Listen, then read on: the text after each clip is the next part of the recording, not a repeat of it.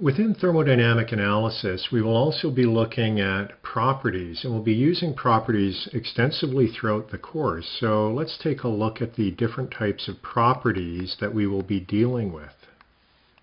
When we're discussing properties, we have two different types. There are what are referred to as being extensive properties,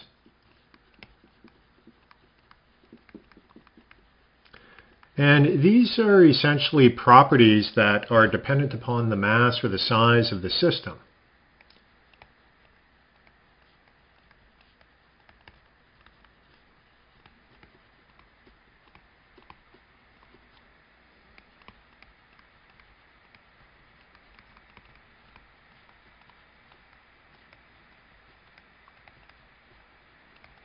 Examples of these could be mass itself, so mass or little m, volume,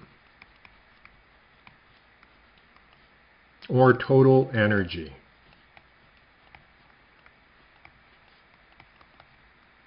And notice, with the exception of mass, what I'm doing for the extensive properties is I'm writing them as being a capital letter. So in the case of volume, a capital V, total energy, a capital E. We'll talk about specific properties in a moment, but before we get to that, we also have intensive properties.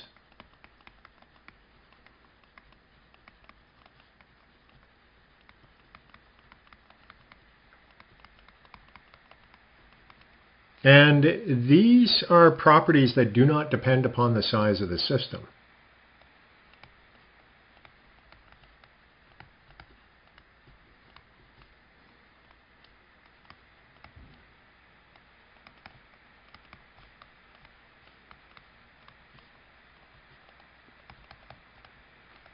And examples of these could be temperature or pressure. So temperature, and we will use the nomenclature capital T for temperature and capital P for pressure. Now, I had mentioned that we have extensive properties, we have intensive properties, we also have specific properties. What specific properties are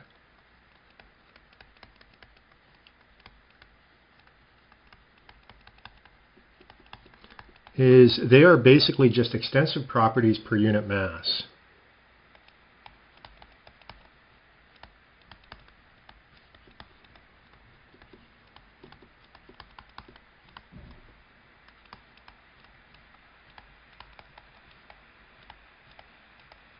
And so examples of these: specific volume,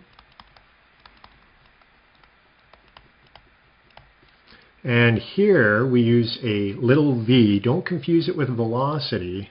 In thermodynamics, this little v is actually the specific volume. And that is defined as being the volume divided by the mass of whatever system we're looking at, or size of volume. We have specific total energy.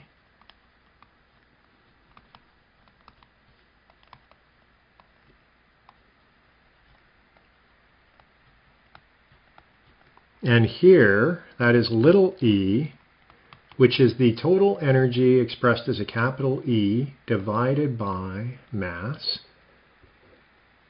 And a final example is specific internal energy.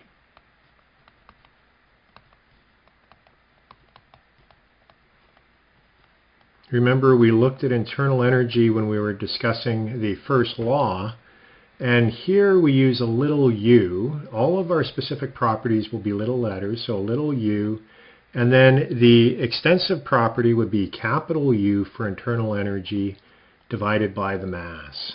And so those are specific properties that we will be using for a lot of our analysis.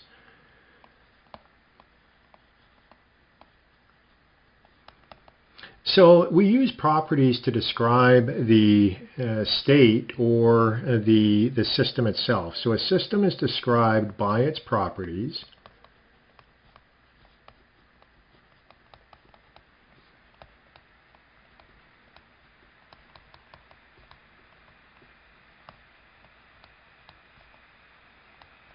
Another thing we can say is that these are macroscopic values that are assigned without knowledge of the history of the system.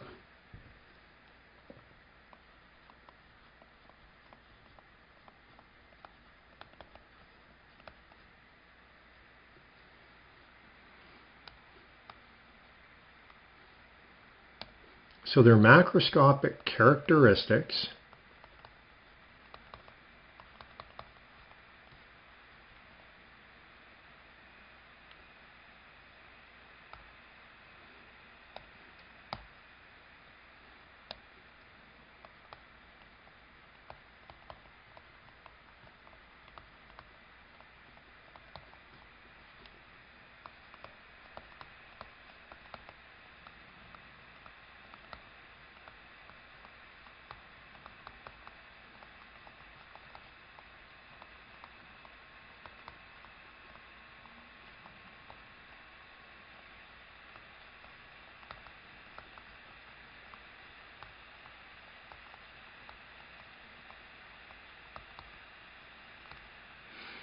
So properties are assigned and we use them to describe the state of the system, which we will talk about in a little more detail in a few moments. Where do properties come from? Properties come from a number of different sources. So the origins of properties include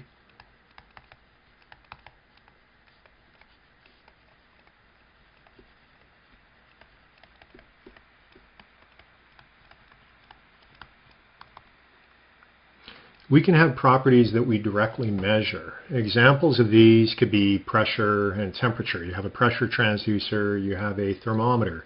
So you're measuring properties directly, so they can be directly measurable.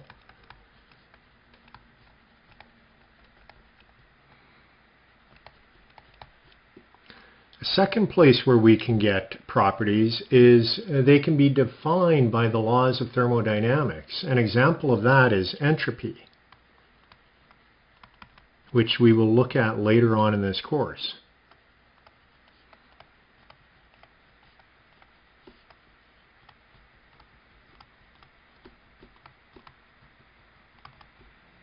Or they can be defined by mathematical combinations of other properties. And an example of that is enthalpy, which consists of internal energy plus pressure times the specific volume. But we will look at that later.